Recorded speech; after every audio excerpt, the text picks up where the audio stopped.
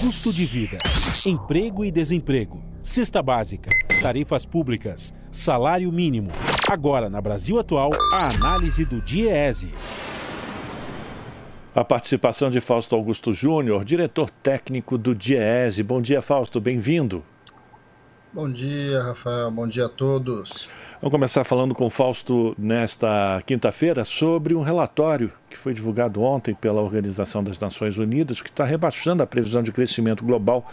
E esse relatório mostra que o crescimento terá uma das menores taxas em décadas. As previsões apontam redução de 3% de 2022 para 1,9% este ano. E a inflação global estará em torno de 6,5%. Nesse estudo, a ONU apela ainda aos governos que evitem a austeridade fiscal. O documento incentiva ainda a reestruturação e redução do peso da dívida de economias em desenvolvimento. Como é que você avalia esse relatório, esse estudo produzido pela ONU? Ele é preocupante? Como é que isso impacta a vida de todos nós aqui no Brasil, Fausto? Bem, Rafael, de alguma forma o relatório vai de encontro ao que o Banco Mundial e o próprio FMI já tinha tratado em relação à queda aí do crescimento global.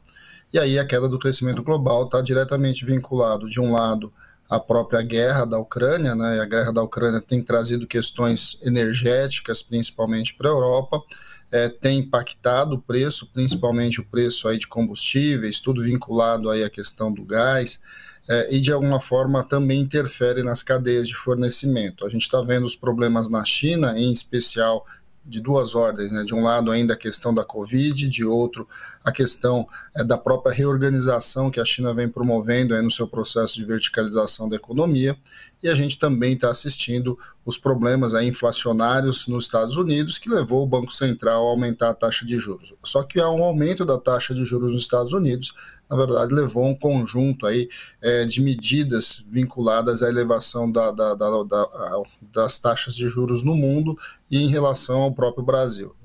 Com tudo isso, você puxa o freio da economia global e de alguma forma você vai impactar principalmente os países em desenvolvimento, uma vez que no caso dos países em desenvolvimento, não crescimento significa rápido empobrecimento. Então nós temos dilemas bastante grandes para 2023 e que de alguma forma estão vinculadas aí a um cenário pós-pandemia, que você vai assistir um crescimento maior, principalmente vinculado à questão da própria retomada, né, das atividades pós-pandemia, mas agora a gente está enfrentando os chamados dilemas do próprio século XXI. E aí o maior deles, não há a maior dúvida, que é a questão da guerra da Ucrânia. Por outro lado, a gente tem mudanças importantes, em especial aqui na América Latina e na posição do Brasil, que de alguma forma pode e deve sinalizar alterações bastante importantes. Vamos lembrar que esse relatório sai em janeiro e os movimentos aí econômicos ao longo de 2023 ainda estão somente começando.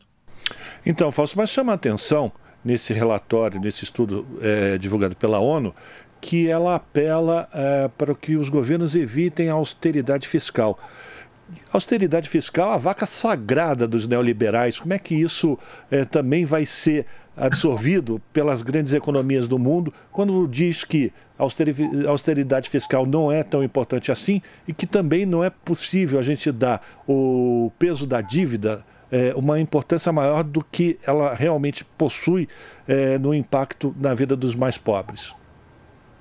Bem, essa é uma mudança bastante grande aí do chamado mainstream econômico, né? Você está assistindo grandes organizações retomando o debate de que o Estado ele é relevante no processo de puxada econômica, num processo em que a economia global caminha aí para a estagnação.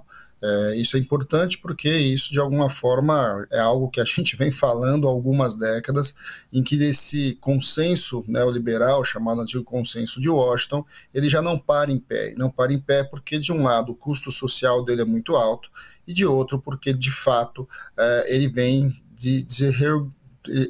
puxando, né, a economia como um todo do mundo para uma taxa de crescimento muito menor. Você saindo de um processo global, né, de um fenômeno global que a gente assistiu, uma grande crise causada pela pandemia, foi essencial a entrada no Estado para minimamente fazer as atividades voltarem nesse pós-pandemia, e agora continua sendo. Você precisa trazer incentivos efetivos para que a economia no mundo volte a crescer. Agora, é claro que isso passa por uma discussão bastante grande entre as próprias economias e, de alguma forma, um reposicionamento do próprio mercado. Toda vez que a gente ouve relatórios desse tipo, você vê o mercado ali se assustando, é dólar que sobe, é bolsa que cai, mas, na verdade, o que faz a economia crescer é o mundo real. E aí o mundo real, em períodos de crise como os que nós estamos vivendo, é fundamental que o Estado cumpra o seu papel.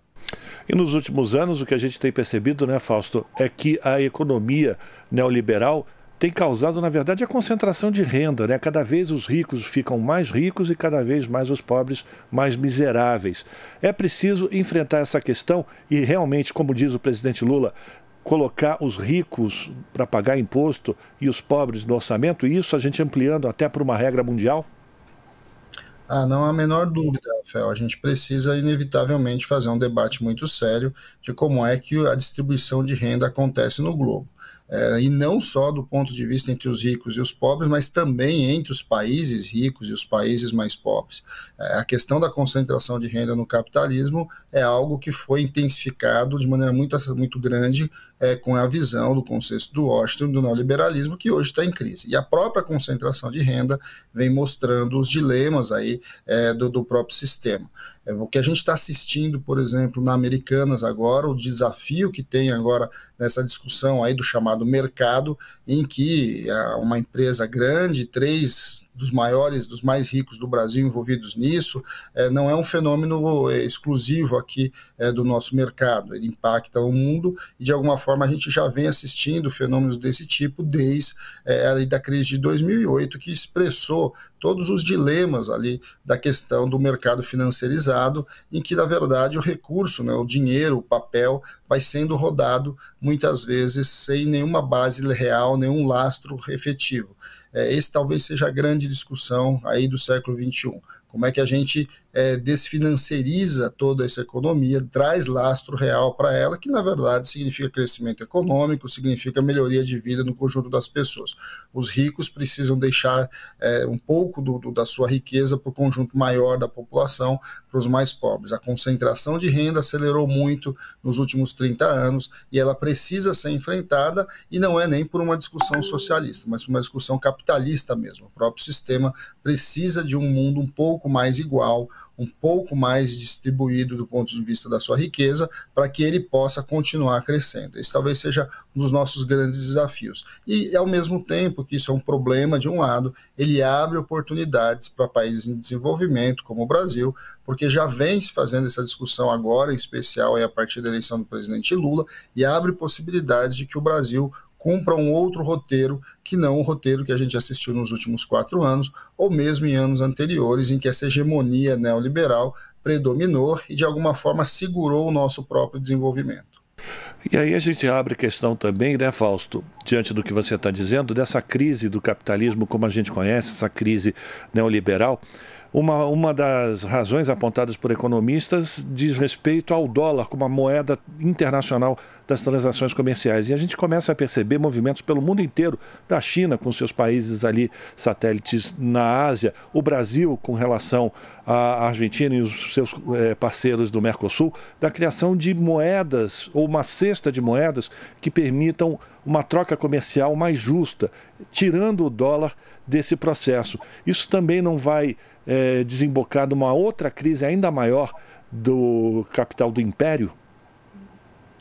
Bem, nós estamos num processo lento ali de mudanças das polarizações globais, né? Os Estados Unidos já vem há algum tempo perdendo importância, ele ainda é o maior país do mundo, a economia mais forte do mundo, mas isso já vem se pulverizando. Vem se pulverizando pelo aumento, né, da importância da China, a própria zona no euro, depois da sua criação, também ganhou uma importância bastante grande do ponto de vista da relevância econômica global, e a própria reorganização das relações Sul-Sul também ajudaram e vem ajudando muito nesse processo. Tudo isso, de alguma forma, coloca para países como o Brasil dilemas bastante grandes, dilemas que passam, sim, por você reorganizar o próprio comércio e como você vai, de alguma forma, criar novas possibilidades aí por fora do mundo dólar, né? Não é uma discussão simples, né? Nós vamos lembrar que isso é uma discussão que começa lá em Bretton Woods, lá no meio do século XX, e que agora precisa e está em discussão. Não é um processo que se faz de uma hora para outra, né? É um processo que vai se caminhando lentamente. Mas acordos laterais, como a gente está assistindo aí no Mercosul, como já acontece na zona do euro, e agora começa nessa discussão aí entre Rússia, China e etc., vai desembocar inevitavelmente em lógicas de compra e venda, né, de comércios, transitando sobre outras lógicas.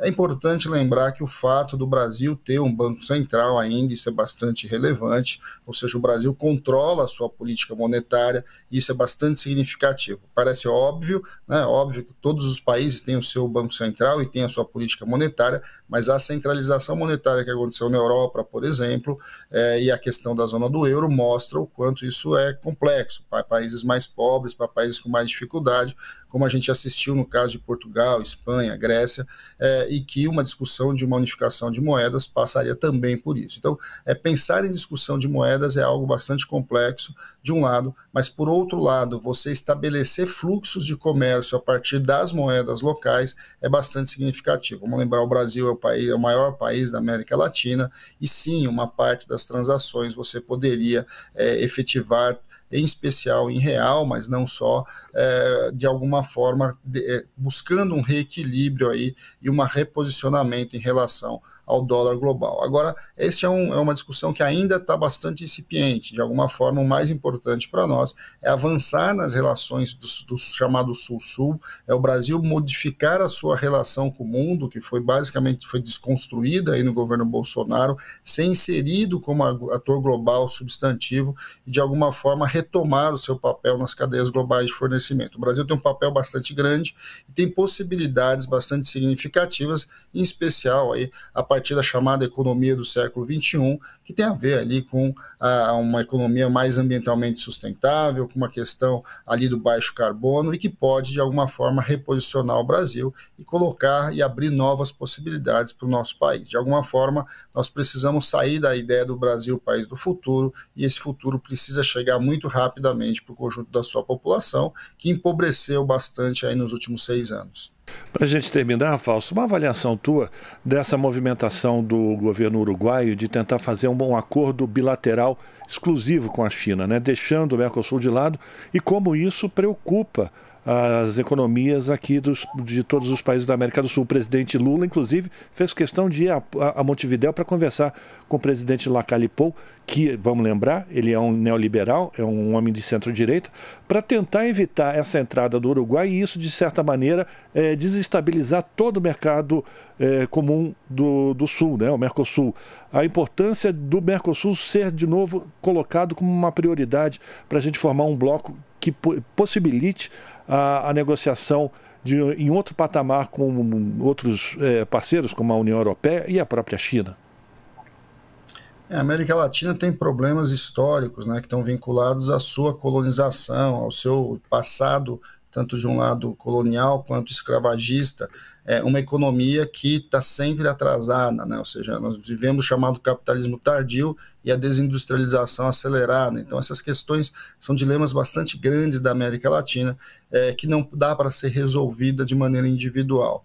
É importante que a América Latina construa minimamente consensos, avance no Mercosul, avance para além do próprio Mercosul, né, na integração latino-americana, para que você possa ter peso no mundo que está em transformação e que está em disputa. O mundo está se reorganizando em blocos, os blocos já estão se reposicionando de forma geopolítica diferente do que a gente teve no século XX, e o Mercosul, ou a América Latina como um todo, vai ter que se reposicionar nesse grupo. Se reposicionar de maneira unificada é muito diferente de você se reposicionar de maneira individual. Vamos lembrar que o Uruguai é um país importante, mas um país de economia bastante limitada e relativamente pequeno aqui na América Latina, mas o problema do rompimento com o Mercosul, de acordos diretos com a China, ou não só com a China, pode impactar o equilíbrio aí e a possibilidade de uma ação em bloco.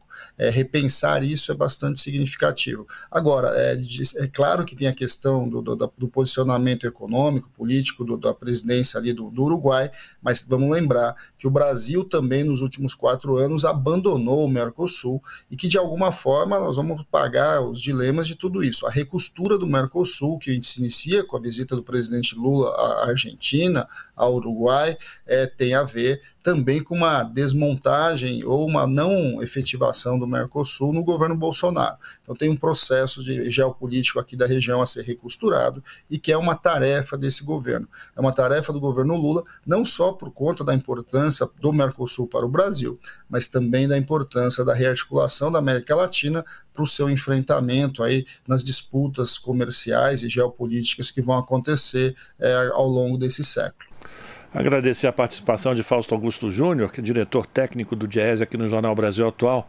Fausto, obrigado. Boa quinta-feira para você. A gente continua em contato. Eu que agradeço, Rafael. Bom dia a todos. Bom final de semana aí para o conjunto da população e para todos que nos ouvem. Um abraço. Conversamos com Fausto Augusto Júnior aqui no Jornal Brasil Atual. Estamos apresentando Jornal Brasil Atual. As notícias que os outros não dão.